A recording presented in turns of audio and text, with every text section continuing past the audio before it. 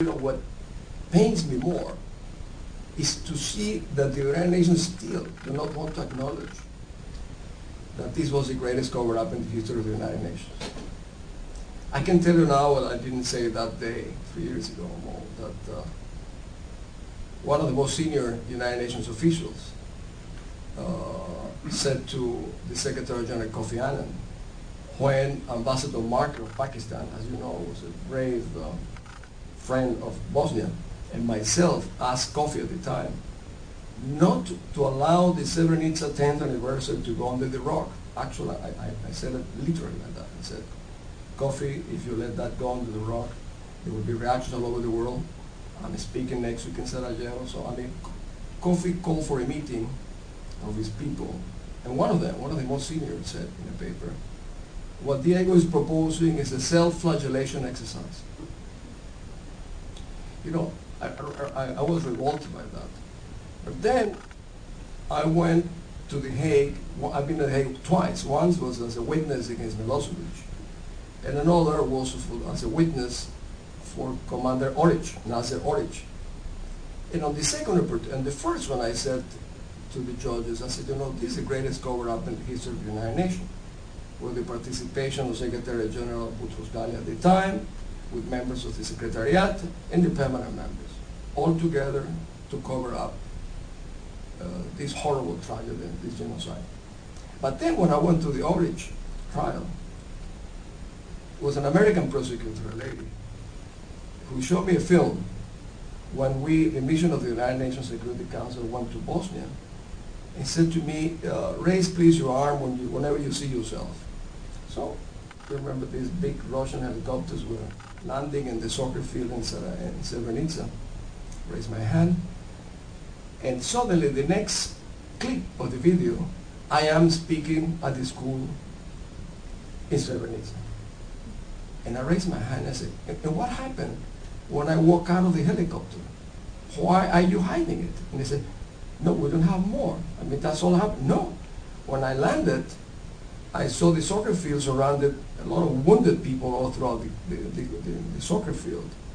And people with white robes, which I thought, well, Médecins Sans Frontières. When I got next to them, I realized they were serf doctors. And that's when we found out that Srebrenica had been sold, had been capitulated, with the support, approval, and knowledge of the United Nations Secretary General, and the permanent members. So even at the prosecution, at that stage, still the United Nations was covering up whatever happened at that time. And of course, at that time, everything was filmed, not by us, because they took the cameras away, even from the ambassador, who I did not relinquish mine. And actually, the only photograph of that day of Srebrenica, I gave it to the Reuters photographer who was waiting outside and without a camera. So I was saying that Joan Wesley was a great friend of Bosnia, a great friend of all of ours. I was telling 2 days ago that one of the greatest limitation of this organization that you can do anything and you can never be punished. Even if you are a dog catcher in the United States, you swear to uphold the law, may help your God and so forth. Here, we can be an accomplice to the killing of 200,000 people, 500,000, and you go to lunch, it's exactly the same thing as regular people. You're never going to, it's the only institution in the world where there are not even moral sanctions. The day I learned of Srebrenica, I was in Europe at the time. And that was a very shocking moment for me and the people around me. It was, of course, 1 year after Rwanda, which was, accompanied by the customary never again calls and assurances. And of course, Srebrenica was worse in a way, because that was a safe area. That was a population that was officially protected by the Security Council. And then happened what we all know now happened, and it happened under the eyes of the United Nations personnel, and I had not believed before that this could be possible, even after Rwanda, quite frankly. And I think many of us did not believe. And I think our sort of collective conscience, if there is such a thing, has not been shocked to the same extent until August 2003, when the UN was attacked in Baghdad. That was a shock of a very different nature, but I think it was a comparison in the way it was forceful. Now, if I look at this today, of course, Srebrenica is one of the big tragedies and atrocities of the past century. There have been many, but Srebrenica is also symbolizes one of the darkest moments in the history of the UN and in the history of the Security Council. And we have to look at it today, first of all, in a way that we have to recognize that, and we have to acknowledge that, and we have to say this is a defining moment in the history of the UN, for better or worse, and we certainly wish that would not have happened. But we also have to look at it in a way that we ask ourselves, what can we learn from that for our work today?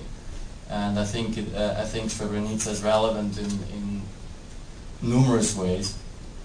Part of what happened in Srebrenica was due to the failure and the inability to implement a mandate that was given by the Security Council.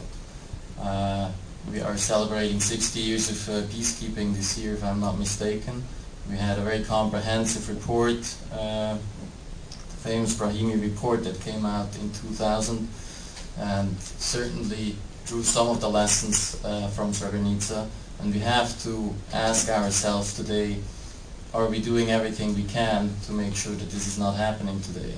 Is the Security Council doing everything it can today to ensure that its mandates are implemented and enforced?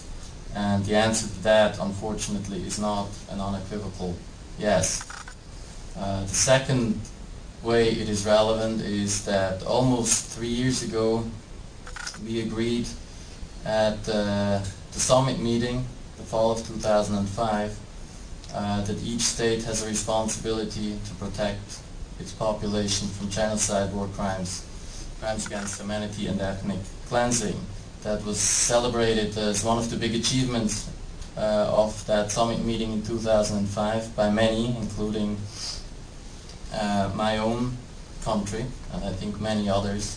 And almost 3 years later, I do not believe that we have been able to really put this principle into practice. So there is a very important thing that we have decided to do in 2005, and I don't think we're doing that. We're certainly not doing it consistently. And finally, I certainly believe that Srebrenica illustrates the importance of international justice. And Mo has mentioned the International Criminal Court. He was at the diplomatic conference in '98. I was there. Mo fought for a great number of issues at that conference. He fought very forcefully for the inclusion of sexual violence crimes, of course, against the background of what had happened in Bosnia, and that was very difficult to get into the statute, into the Rome Statute at the time. You would not believe today how difficult it was 10 years ago to include in the statute that systematic sexual violence should be a crime against humanity. That was incredibly difficult to achieve, and Mo played a big part in that. And today we look at this as a matter, of course, almost, and you will remember that the Council a few weeks ago took up this issue on the initiative of the United States. And there have